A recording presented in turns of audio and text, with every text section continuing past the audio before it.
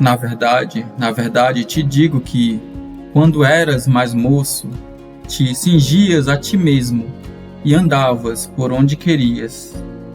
Mas, quando já fores velho, estenderás as tuas mãos e outro te cingirá e te levará para onde tu não queiras. E disse isto, significando com que morte havia ele de glorificar a Deus.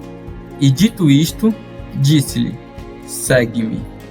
E Pedro, voltando-se, viu que o seguia aquele discípulo a quem Jesus amava, e que na ceia se recostara também sobre o seu peito, e que dissera: Senhor, quem é que te há de trair? Vendo Pedro a este, disse a Jesus: Senhor, e deste, que será? Disse-lhe Jesus: Se eu quero que ele fique até que eu venha, que te importa a ti? Segue-me tu. Divulgou-se, pois, entre os irmãos este dito, que aquele discípulo não havia de morrer. Jesus, porém, não lhe disse que não morreria, mas: se eu quero que ele fique até que eu venha, que te importa a ti? Este é o discípulo que testifica destas coisas e as escreveu, e sabemos que o seu testemunho é verdadeiro. Há, porém, ainda muitas outras coisas que Jesus fez, e se cada uma das quais fosse escrita, cuido que nem ainda o mundo todo poderia conter os livros que se escrevessem. Amém. Depois de passar por uma sabatina, quando Jesus lhe perguntou 3 vezes se o amava, e lhe deu também uma tripla responsabilidade, Pedro fica sabendo que seu desejo será realizado. Que desejo? O de morrer pelo Senhor. Antes da crucificação e antes de sua tripla negação, Pedro dissera estar pronto a morrer. Jesus lhe garante que será assim, com estas palavras: Quando você era mais jovem, vestia-se e ia para onde queria, mas quando for velho, estenderá as mãos e outra pessoa o vestirá e o levará para onde você não deseja ir.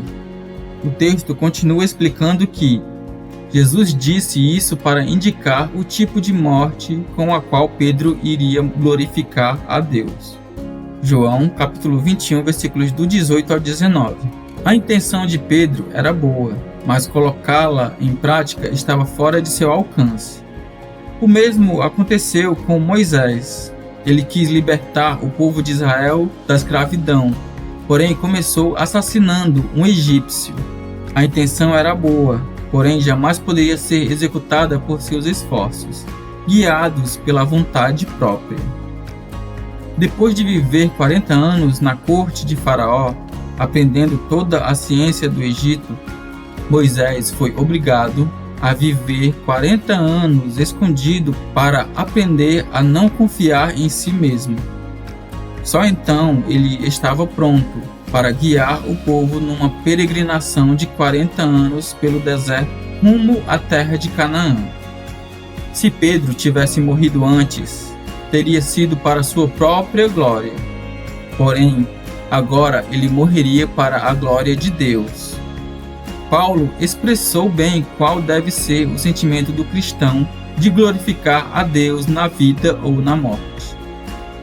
Cristo será engrandecido em meu corpo, quer pela vida, quer pela morte. Porque para mim o viver é Cristo e o morrer é lucro. Filipenses capítulo 1, versículos do 20 ao 21.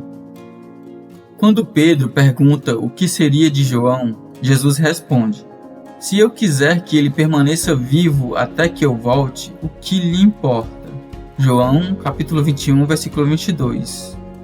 Isto fez os discípulos pensarem que João não morreria, mas o texto esclarece que não foi o que Jesus quis dizer. João permaneceria vivo até a volta de Cristo porque a ele seria mostrada essa volta na revelação do Apocalipse.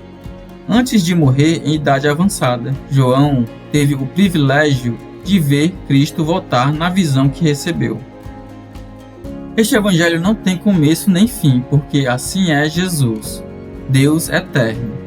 Ele começou falando que todas as coisas foram feitas por intermédio dele. Sem ele, nada do que existe teria sido feito. João capítulo 1, versículo 3. Agora diz que Jesus fez também muitas outras coisas. Se cada uma delas fosse escrita, penso que nem mesmo no mundo inteiro haveria espaço suficiente para os livros que seriam escritos. João capítulo 21, versículo 25. Seria possível descrever tudo o que Jesus fez? Jamais. O profeta Isaías o chamou de maravilhoso, conselheiro, Deus forte, Pai da eternidade, príncipe da paz. Isaías capítulo 9, versículo 6. O Evangelho de João nos mostrou Jesus, Deus infinito e homem acessível. O que você está esperando para crer nele? O que está esperando para dedicar sua vida a ele?